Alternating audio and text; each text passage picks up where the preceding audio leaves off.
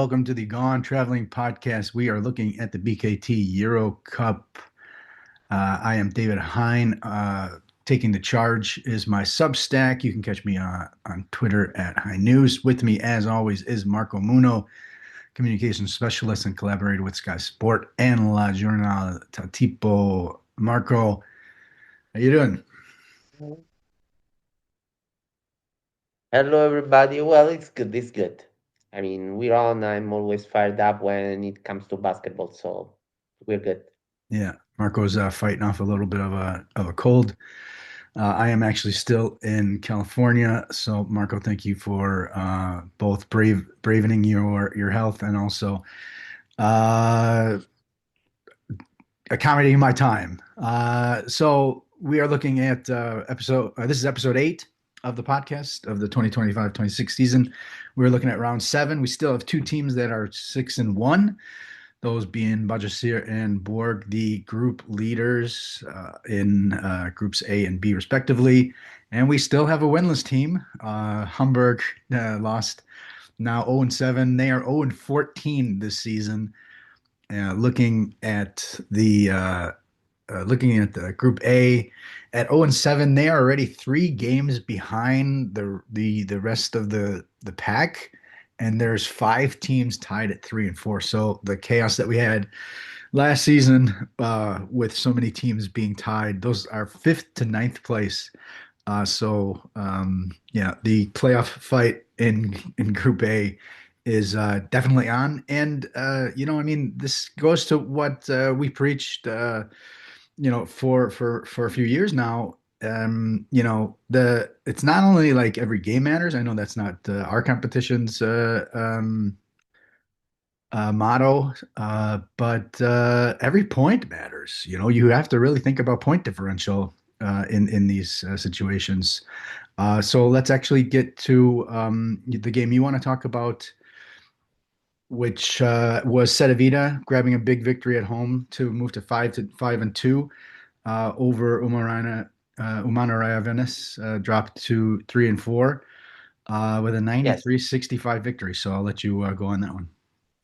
Yeah, we were talking about big differentials, and in this round, we had a lot of huge gaps into the scores, and one is in the game between Cedevita and Venice.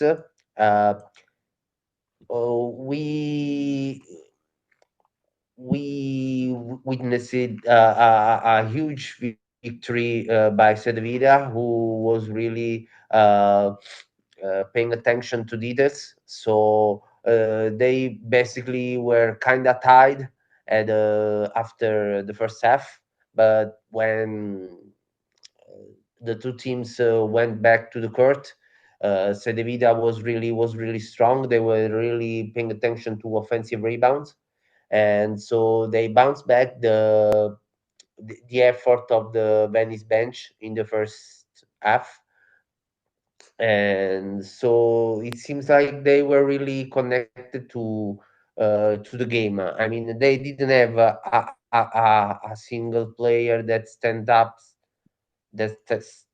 among the others, but they got 6 players who were in double figures, and they were really giving everybody the opportunity to be dangerous. So maybe they didn't have uh, the the points that they were expecting at the beginning from Nikolic, for example, but they had a lot of players that were really standing up. I mean, Kennedy or Blasic.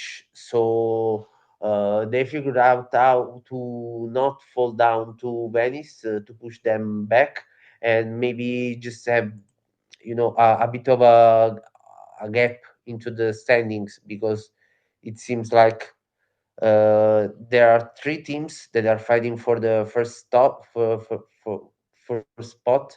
It's like Bahcesehir or Jerusalem or Cedevita. Then you got Cluj, who is in the middle, and we will talk about Cluj later.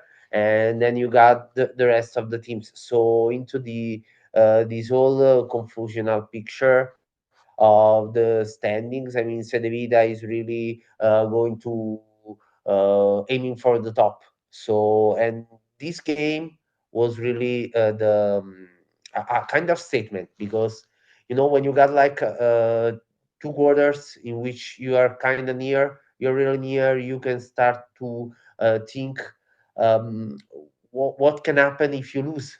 Instead, when they went back to into the third quarter, they were really, really huge, and with defense, and also translating that to offense. So they scored at the end 93 points. There are a lot, and also plus 28, and it's also a lot about point differential. It could be really difficult for Venice to bounce back into the return match from minus 28. Yeah, you mentioned details. Only 9 turnovers, shot 40% on threes, and only gave up 28 points in the second half. So big victory by Cedevita. In terms of the race for first place, just to put you on, put you a little bit give you a little bit of an idea. They lost by 16 to Bahcesehir, but beat Jerusalem by 15. So just, I know we're way far away from that being a difference, but the Bahcesehir loss kind of leaves you in doubt whether or not they can actually grab the top spot when it's all said and done. But we are pretty far from that being decided. Move over to the other 6-1 team, and that's Borg, who you mentioned kind of briefly a statement, Victor, and I would say this is a statement. I think kind of on both sides. Borg 6-1, 96-64 in Ulm.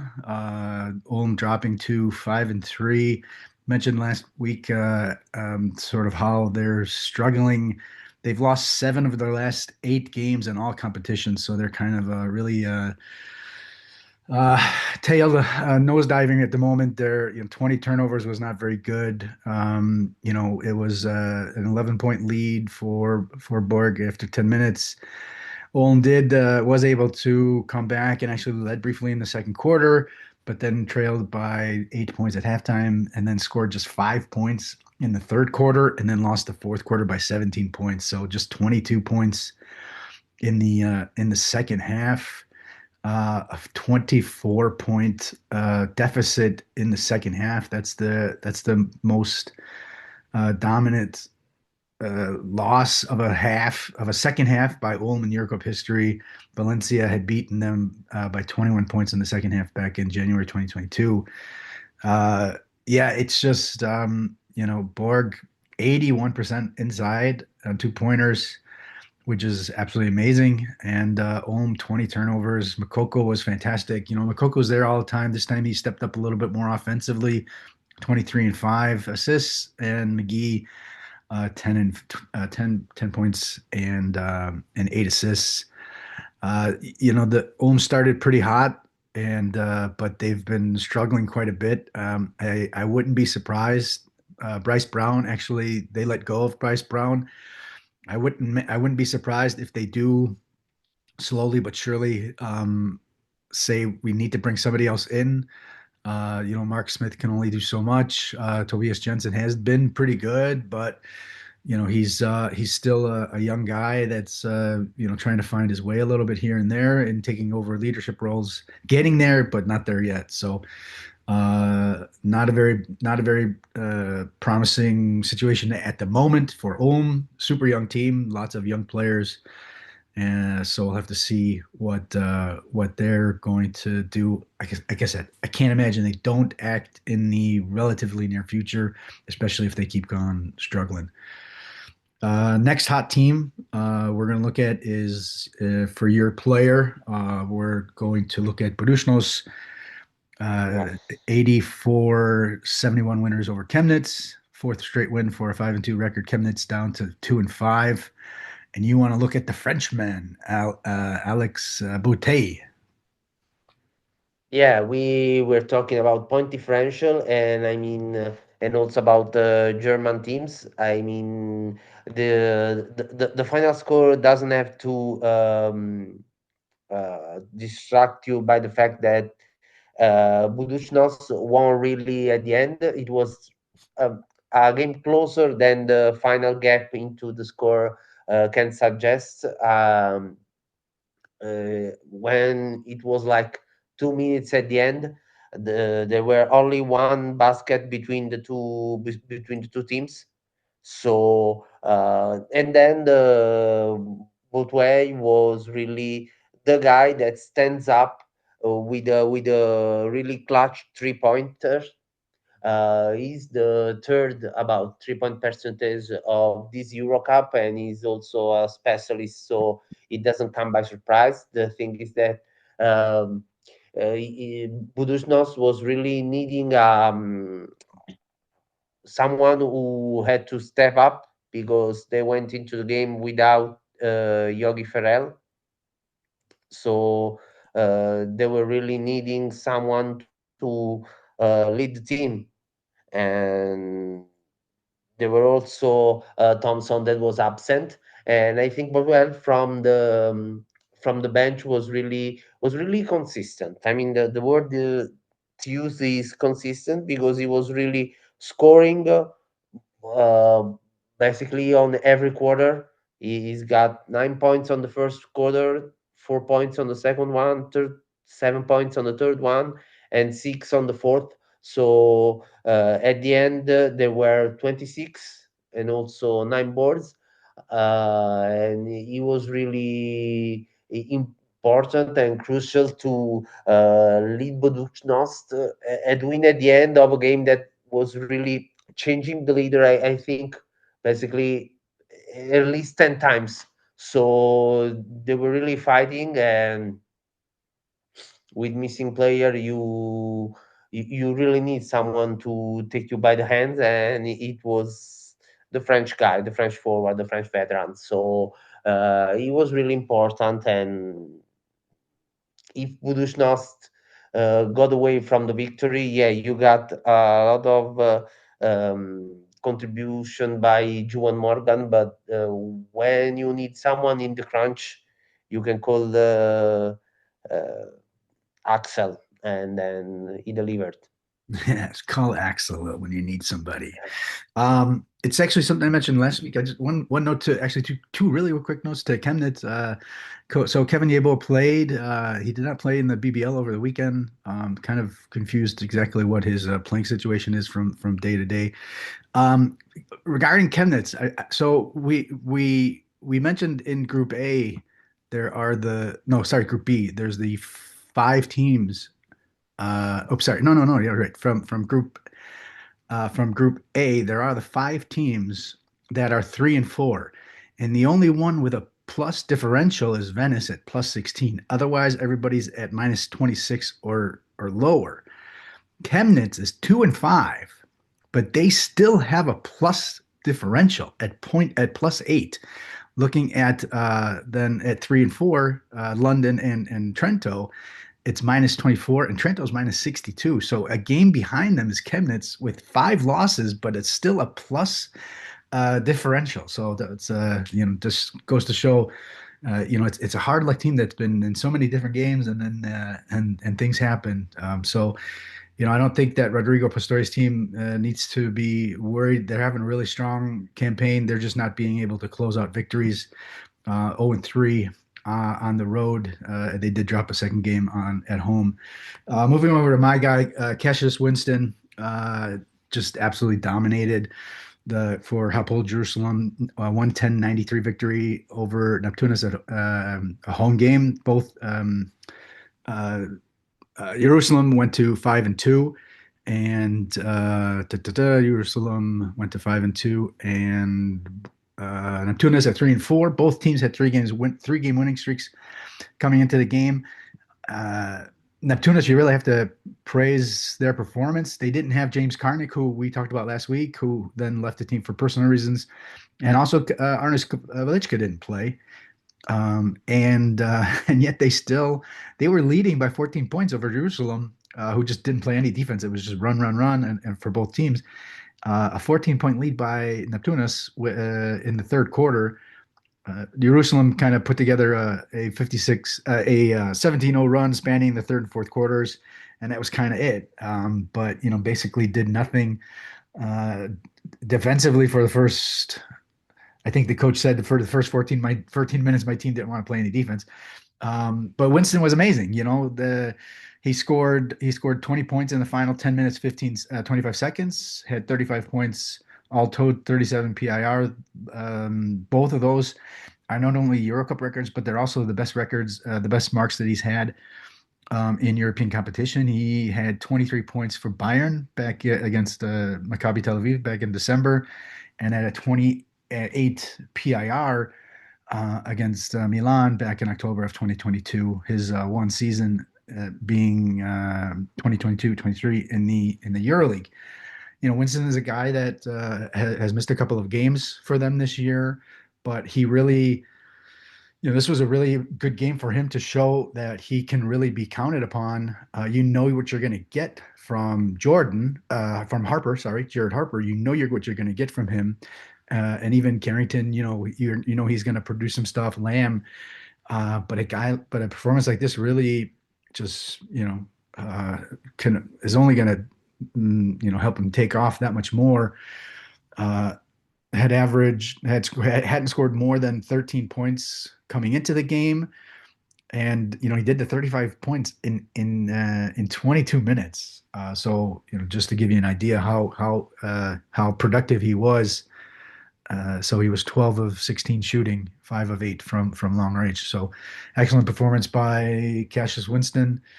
Anything on them at all? Jerusalem? Uh, well, I mean, they're going their way, and I think everybody was thinking that they could be among the top teams, and so maybe they didn't have the status to battle Bahcesehir really until the end, but nobody would be surprised if they will be succeeding among the Turkish teams. That seems the main force of the competition. Yeah, they're tucked one game behind Bahcesehir at 5-2, right alongside Cedevita. One game behind them is Cluj. You mentioned them. That's the team that you want to talk about in particular. Trey, Woodbury, Cluj winning 110-86 over Manresa at home to 4-3. Manresa drops to 3-4 with 3 straight losses. So go for it with Trey Woodbury. Yeah, we were thinking before about a lot of scores, a lot of gaps into the score, and you got three teams that went to scored more than score 100 points, and we had Turk Telekom, we had Jerusalem, and we had Cluj. Cluj, we always talk about Fact Russell, and but this time the really the player that stands up the most was another one. It comes about Woodbury, and he was scoring less than 10 points a game before the game against Manresa that wasn't played into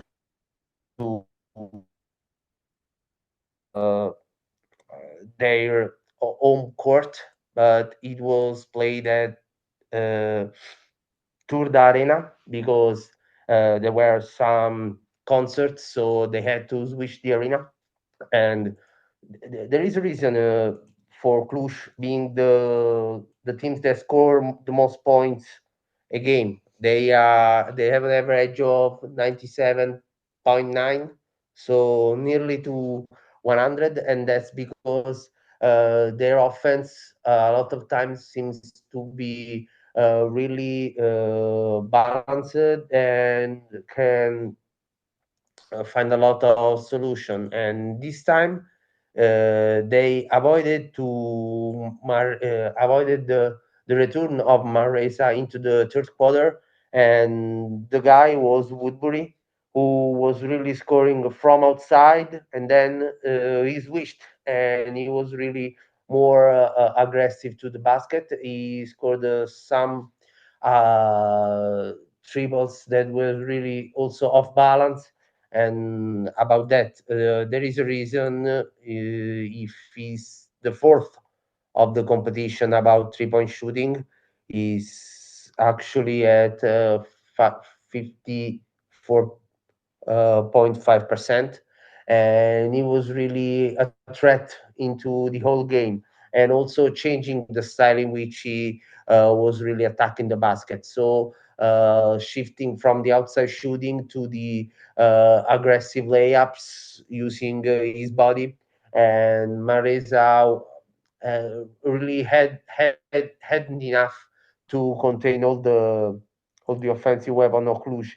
And I think he was really ending the game with 26 points. And he was really more than instrumental to to win the game. I mean, they had also Fak Russell with mm, plus 20 points. He scored 23, but Woodbury was kind of unexpected, but he ended up missing one shot from 2 points, and also 50% for 3 points scored, and no errors on the free throw line. So it was really important to a huge win. And also about point differential, we have a lot that uh, be, between Cluj and Maresa, and you can really take an advantage when you look at the standing maybe in 3, 4, 5 rounds. Yeah, Cluj would not be disappointed to be in a point differential tie with another team in Manresa here with a 24-point victory for sure. Woodbury, 2 games in double figures, also had 20 points in round three against Slask, although that was a 94-93 loss. But he also had 4 threes in that game. Final guy we want to talk about is Balsa Koprivica with Bahcesehir. We mentioned the Bahcesehir being the other team at 6-1, bounced back after the loss 2 weeks ago for an 76 victory at Aris. Aris dropped to 3-4. This was a back and forth for a while. 15 lead changes, 11 ties. I think in the first half is what it was. And really kind of putting the victory away was Koprivica. 25-year-old came over from Partizan, had been in 36 EuroLeague games, but really stamped his presence on this game. 8 points, 4 rebounds, 2 assists, 4 blocks. Battled foul trouble. Did play a season high 21 minutes, and he had only scored 15 points in the previous 4 games total. So the 8 point explosion, all of them on dunks, and 3 of those dunks coming in the fourth quarter. And I think he had two of those blocks in the fourth quarter as well. And kind of just business as usual, I guess, kind of, if you will, with Bahcesehir. It was a tough performance against a team that's kind of finding themselves with the new coach with Milicic there. Aris, Bryce Jones, 16 and 5, but they made him struggle offensively with just 5 of 19 shots. Nobody really else. You had Mitra Lung ended up taking 13 shots, but other than that, not really too many people contributing that much. So they were really able to shut those two players kind of down. Yeah, there's a reason why Bahcesehir is the team that we thought they're going to be. Malachi Flynn had 13, 3 and 4. Mitchell was perfect from the field, had 16 points. Panika 13 points. Kavanaugh 14 points. It's just there's so many different weapons But I really wanted to highlight Koprivica because of his big play performance, especially in the fourth quarter. Shout out, hats off to the big Serbian. Anything else in round 7 before we move to round 8? Well, not really. I mean, it was strange to see a lot of point differentials and a lot of basket. But I mean, if you're a fan of the offensive side of the game, you were really pleased after this round. Yeah, right. How about it? Let's see. One, two, three, four, five, six, seven, 8 games, 90 or more. Uh, 3 100s and two of them being 110. So, offense lovers, you like the EuroCup. All right, round 8. I'll let you start. What's your highlight that you have? I think I have a good idea what it is. Well, I think you got the Turkish derby. So you got Turk Telekom and Besiktas who will battle into the Group B, and maybe it is the best match. And to be honest, I'm looking also at that could be a bit surprising, but Cluj and Jerusalem, because Cluj can be really a bit of an outsider sometimes, because they had a lot of points into their hands.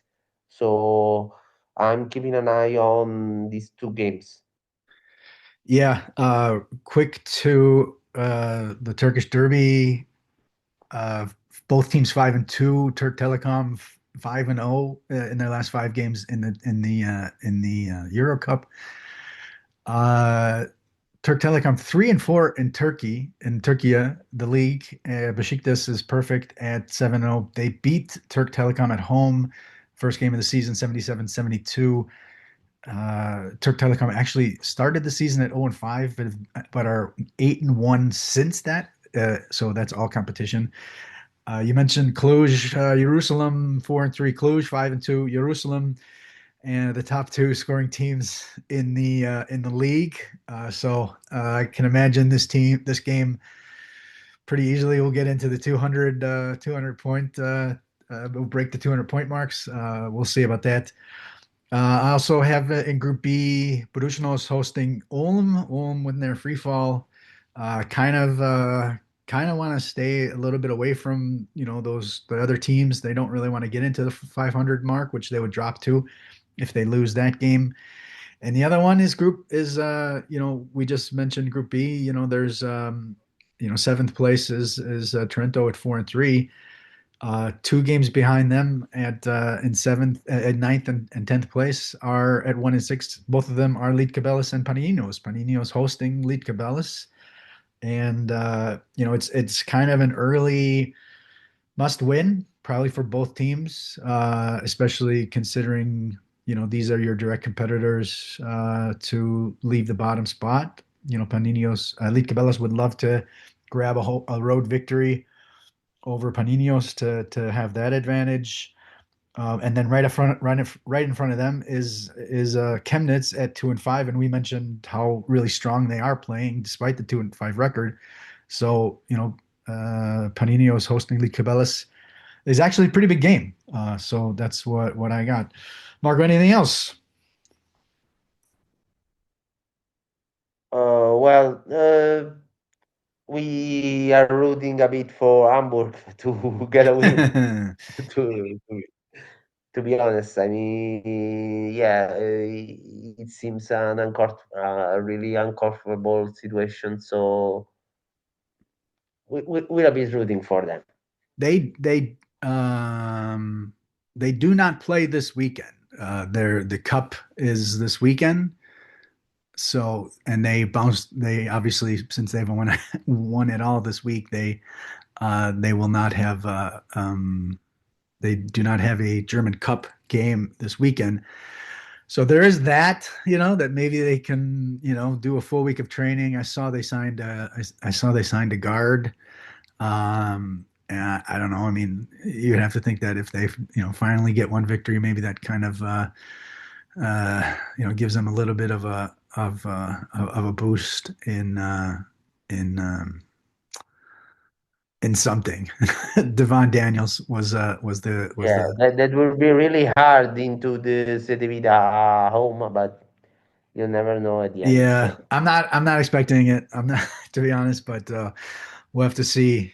You really have to start wondering how long Ben Yeah. Baloshka stays in his post Yeah. there as head coach. Marco, all right, then why don't we call it a day and we'll get on to the rest of our days. Let the listeners continue on with their hopefully really nice days. I want to let everybody know how they can find you on the social media, etc. Well, you can find me on every social media as Marco A. Munno, but mostly on X with the Munno as the surname. Yes, and I am at Hein News, Heinnews,